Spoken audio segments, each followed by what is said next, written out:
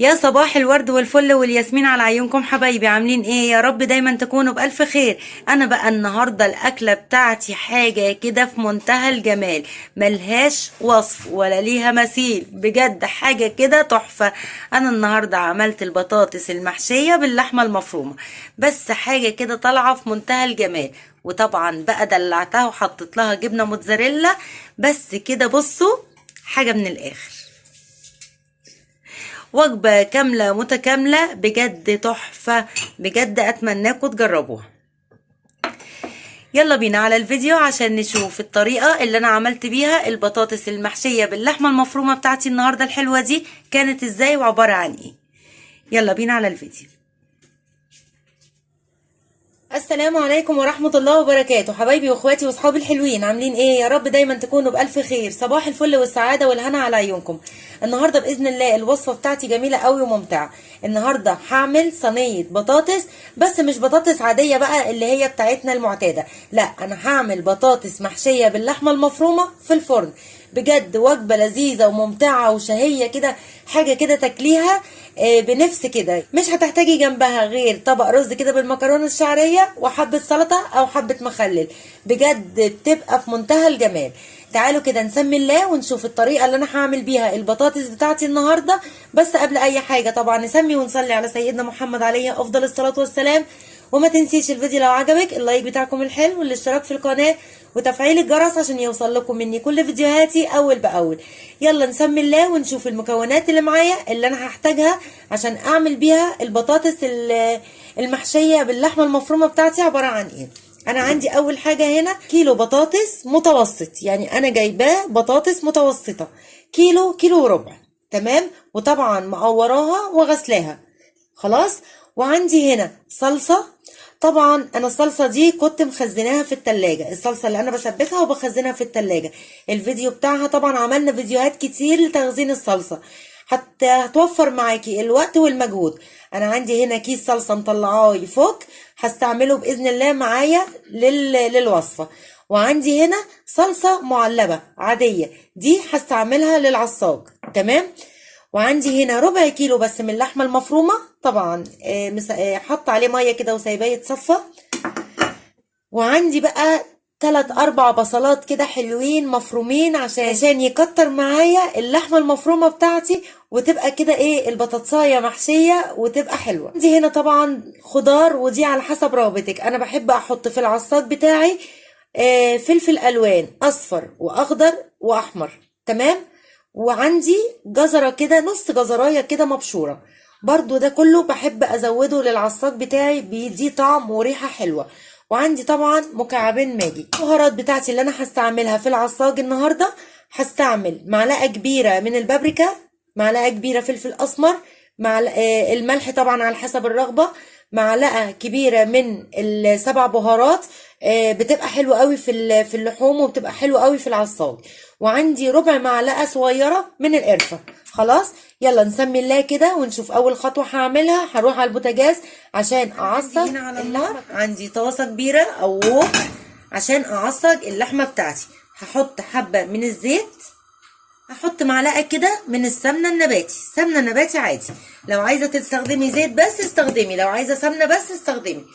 طبعا اول حاجه هعملها هنزل بالبصله بتاعتي اديها تشويحه، وبعد كده انزل ايه باللحمه. تعالوا كده خطوه خطوه باذن الله مع بعض. البصله بتاعتي اهو، هنزل بيها على السمنه والزبده، هديها كده تشويحه كده يا دوب ايه تصفر، انا مش عايزاها تبقى محمره. طبعا لمجرد البصله بس ما تدبل كده معايا هنزل عليها باللحمه المفرومه بتاعتي. كده البصليه تعتبر دبلت معايا، هنزل دلوقتي باللحمه المفرومه عليها. بصوا حبايبي، انا اللحمه اهي بتتعصق طبعا اهي، بصوا اهي. تمام. طبعا في نفس الوقت اللي انا بعصق فيه اللحمه بتاعتي هولع على الصلصه. عندي هنا معلقه من السمنه، وعندي طبعا معلقه كده من البصله بتاعه العصاج انا كنت شايلاها خلاص عشان اسبك بيها الصلصه بتاعتي. بيها على السمنه اهي،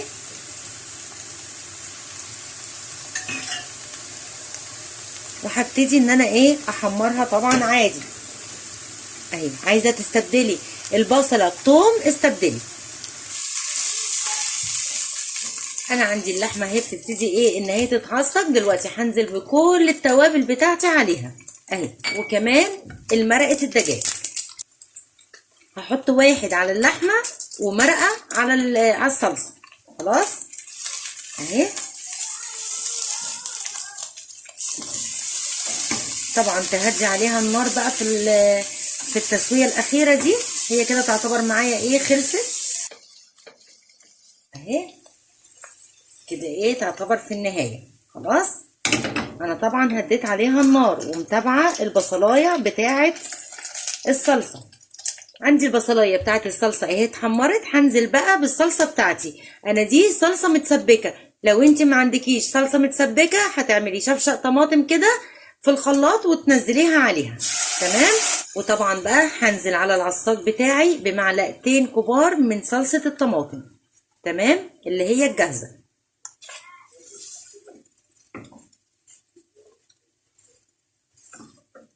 هنزل دلوقتي بقى بالجزر والفلفل الالوان كلهم. خلاص اهو. وهحط على الصلصه مرقه الدجاج.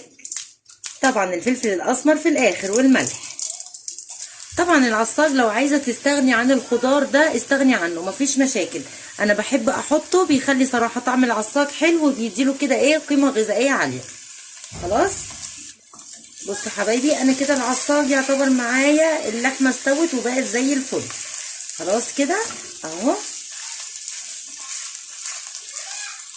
انا كده العصاج بتاعي استوى اهو. بصوا تمام كده. انا شلته ايه رفعته من على النار. خلاص اهو. بصوا حاجه كده في منتهى الجمال اهو. طبعا لو عايزه تستغني عن الصلصه استغني، لو عايزه تستغني عن اي حاجه من المكونات اللي انا حطيتها استغني. بس الصلصه بتخلي لون العصاج كده حلو، بتحسي ان هو ايه طري كده وحلو وشارب من الصلصه. والفلفل الالوان بيزود القيمه الغذائيه بتاعتها وبيديه طعم حلو. تمام تمام اهو. انا هسيبه بقى كده على الرخامه يهدى عشان لما اجي احشي البطاطس ما يبقاش سخن. والصلصه اهي عندي طبعا خلاص كده تعتبر اتسبكت، لان هي متسبكه نص تسبيكه او هي متسبكه تسبيكه كامله. انا لمجرد بس ان انا ايه حمرت البصلايه او الثوم على حسب رغبتك ورحت حاطه عليها الطماطم. خلاص كده تمام. دلوقتي بقى انا عندي هنا البطاطس بتاعتي. خلاص انا زي ما قلت لك البطاطس اهي انا مقوراها بالمقوره العاديه خالص، بس برضو سايبه ايه في الجناب كده، يعني مش مخليها رقيقه قوي. تمام، لان هي دي هتبقى الوجبه الاساسيه بتاعتي. هعمل جنبيها حبه الرز كده وخلاص.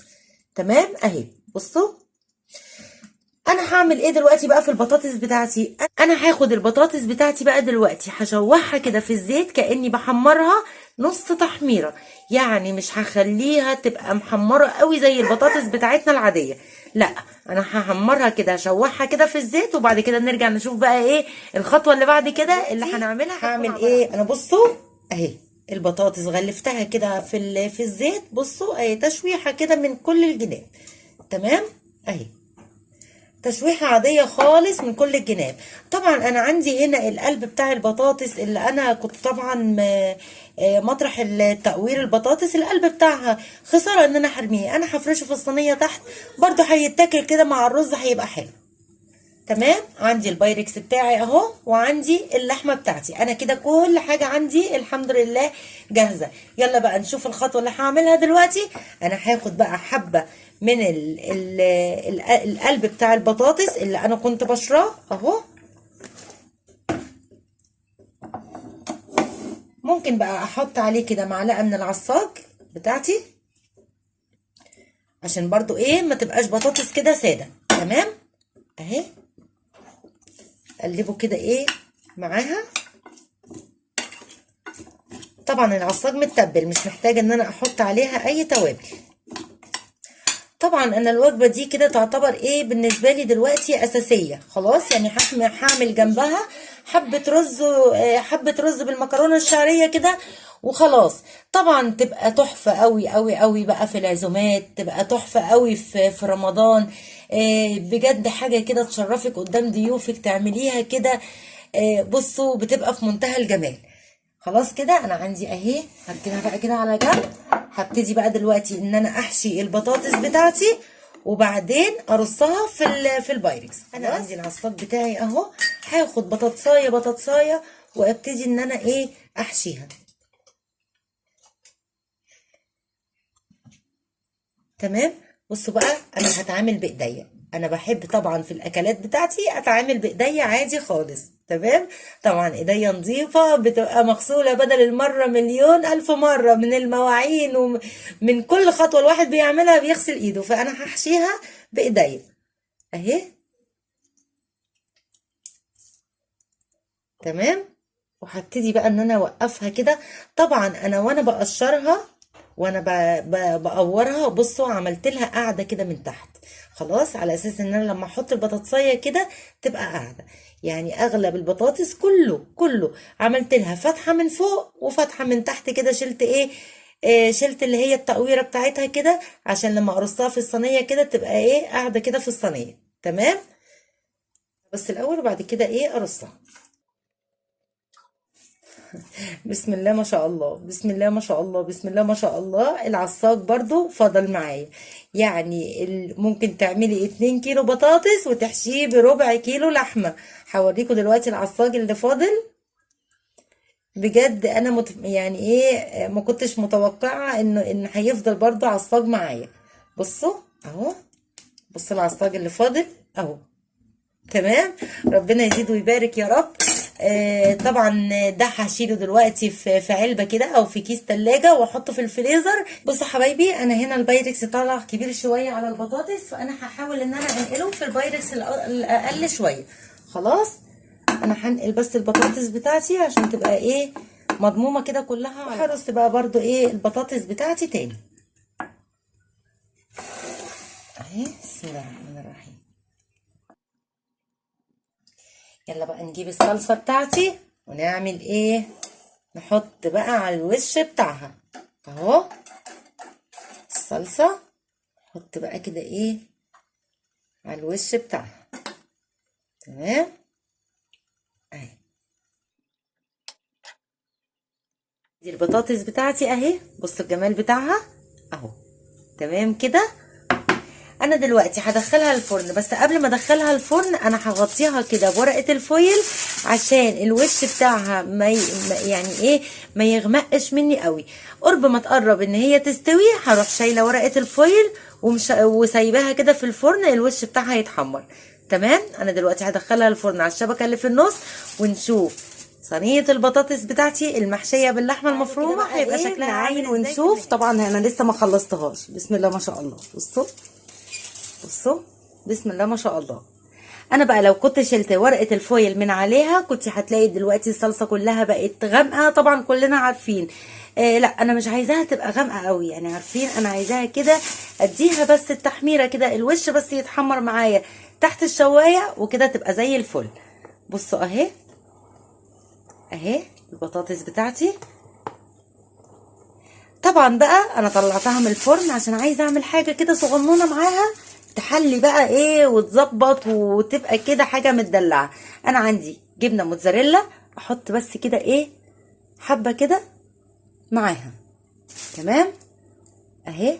طبعا الخطوه دي اختياري عندك، مش موجوده خلاص هي لوحدها كده فل الفل. حبه بسيطه يعني مش كتيره عشان ايه برضو ما تداريش اللحمه بتاعتنا. بس كده. ودي كده اخر خطوه معايا. الخطوه الجايه ان شاء الله نقدمها. انا هدخلها بقى كده الفرن تاخد بس اللون والجبنه تسيح وخلاص كده جهزت معايا صينيه البطاطس اللي باللحمه المفرومه بتاعتي. انا هدخل بقى بيها الفرن، مش هغطيها خلاص. تمام. هدخل بيها بقى الفرن كده برضو على الشبكه اللي في النص، يعني 10 دقايق كده وتبقى جاهزة معايا أحلى صينية بطاطس أو أحلى طاجن بطاطس باللحمة المفرومة. حبايبي رجعت معاكم تاني. أدي كده صينية البطاطس بتاعتي خلصت أهي. بصوا إيه رأيكم بقى في الجمال ده؟ بجد حاجة كده في منتهى الجمال، ومش قادرة اوصف لكم بقى الريحة طالعة ايه. الريحة طالعة قلب الدنيا والله العظيم بجد، ومش بجامل فعلا ريحتها طالعة جميلة قوي قوي قوي. وطبعا كتير مننا عارفها وهي غنية عن التعريف. طبعا كنت عاملة رز طبعا بالمكرونة الشعرية اهو، بقول لك مش هتحتاجي جنبها غير الرز بالمكرونة الشعرية. تعالوا كده نطلع واحدة. بسم الله الرحمن الرحيم. اهي بصوا الجمال بتاعها، بصوا. وطبعا حابة بقى من الصوص بتاعها كده اللي تحت اهو كده. بصوا البطاطس، عشان كده قلت لكم ايه مش هنرميها طبعا. نفتح بقى البطاطسايه بتاعتنا كده من جوه ونشوف. بسم الله الرحمن الرحيم.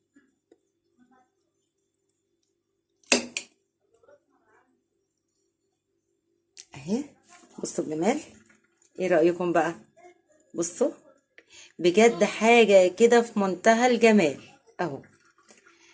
يعني بصي طبق في منتهى الجمال واكله في منتهى الجمال، وبربع كيلو بس من اللحمه عملتي احلى اكله تتغدي بيها من غير اي حاجه جنبها. طبعا بطاطس باللحمه المفرومه وحبه رز بالمكرونه الشعريه، ولا احلى ولا اجمل ولا اطعم من كده اكله هتعمليه. تمام. تعجبكم واتمنى وصفتنا النهارده تعجبكم، وما تنسوش بقى الفيديو لو عجبكم اللايك بتاعكم الحلو والاشتراك في القناه وتفعيل الجرس عشان يوصل لكم مني كل فيديوهاتي اول باول.